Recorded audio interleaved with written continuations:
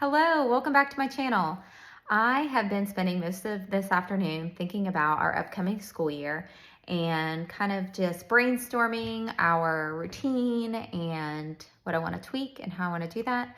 But I've got a lot of questions on first grade curriculum. So I have pulled all of the independent subjects for my upcoming first grader for 2024-2025 school year. This is our 5th year going into homeschooling, and I have a first grader and a 5th grader. So this is what I plan to use for my first grader. So I'm gonna flip this around and show you.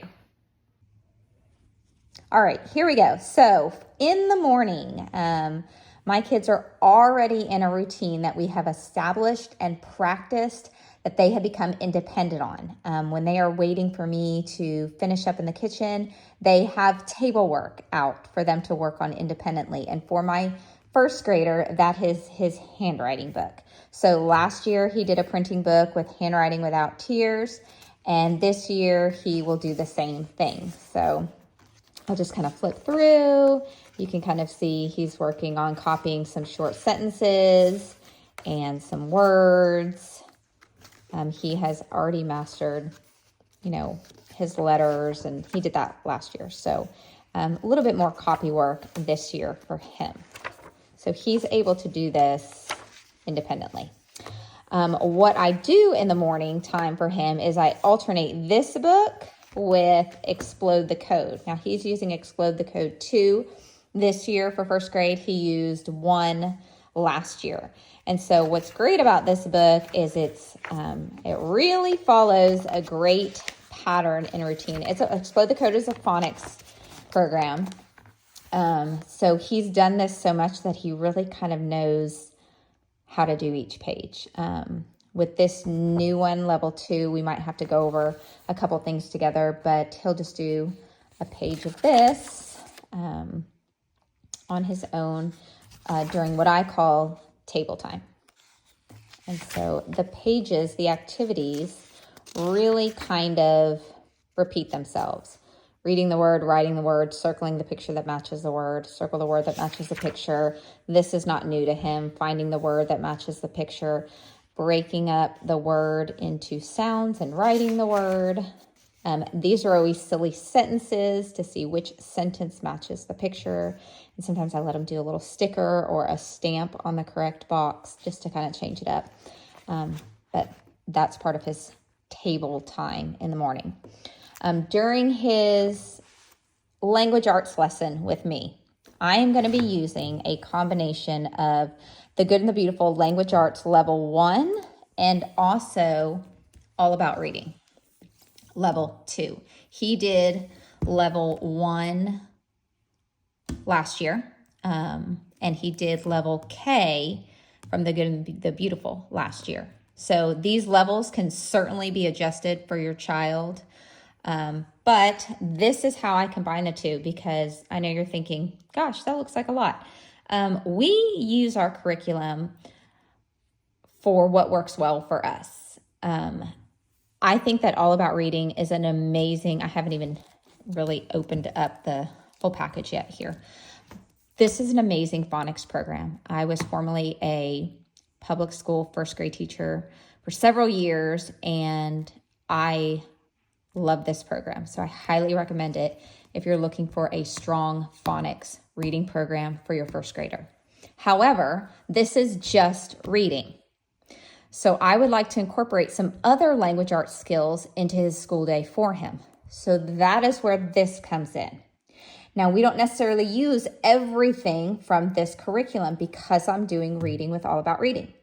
So I pick and choose what I want to do from this curriculum to meet his needs. Okay, so this comes with booster card readers. Haven't even opened it yet.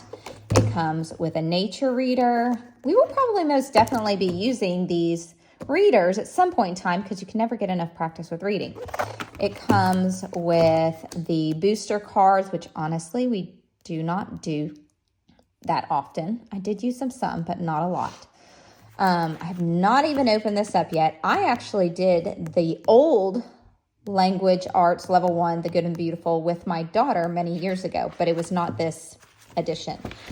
So what I do from this is I pick and choose what I want to do from here, because there's a lot of language arts skills in here that you're not going to find in a reading program. So I may not necessarily do the reading assignment from here because we're reading here. Okay, but I'm going to find all of the other activities that I want him to learn, like these cute little crafts and stuff like that. So I kind of pick and choose what I want to do from here, and I make sure that his lesson isn't feeling overwhelming. So if it's a super long lesson in here, then we may cut it back, or we may do reading at a different time not to overload him. And sometimes in the perfect homeschool world, what we're reading here happens to align perfectly in here. And I love when that happens. This is a super thorough book. It covers a lot of skills. So that's why I love it. And I just go through each lesson and I decide what I want him to do for that lesson. And then we do the reading lesson from here. Okay. If you want more information on how I do that specifically, I would love to share that with you. All about reading, and I just got this yesterday. This is level 2. So this is a strong phonics program that I love. And the way it works is usually there's a phonics lesson. So like lesson 2 would be blends at the beginning and end. And there's a lesson that goes along with that skill. Okay, and then the word cards to practice with, the fluency sheets. And then the next lesson is going to guide you to read from one of the readers. So this one's Twist and Stomp, a story that has the blends in it. So that's how it works. So it teaches a lesson, and then it has you read a story with that phonics lesson in it. Okay, and then there's usually also in here, so before you read the story, there's teaching vocabulary and activating prior knowledge. And then usually there's some comprehension guided questions to ask and after reading. And then there's a cute little sticker chart that comes with it. Here's the stickers here that he likes to put on after he's finished a lesson. It also comes with, and I haven't even opened this up yet, but this is the learning activity book where all the different phonics activities are in here. I haven't even opened this up yet, but you can see how thick it is. And I just pull out the pages that I need to go with the lesson for the day. So like you could see, there was a phonics lesson, and then the next lesson was reading a book. So he's not necessarily reading like a brand new story every day. So that's how I tie it in with the good and the beautiful. If the lesson seems really long here, then we cut back here. If he's reading a challenging story here, then I cut back a little bit here. And I make these curriculums work for me. Like I do not feel tied to do every little thing and every little page from the curriculums. And I encourage you to do the same thing. Okay, so for math for him, we are continuing with Math with Confidence. He has completed Math with Confidence kindergarten and first grade. So he's going into, and I have another video on my channel for the Math with Confidence for first grade. And check that out if you're looking more for that level. I love this program. I went through several different programs with my daughter when she was this age. Wish I would have used this one with her.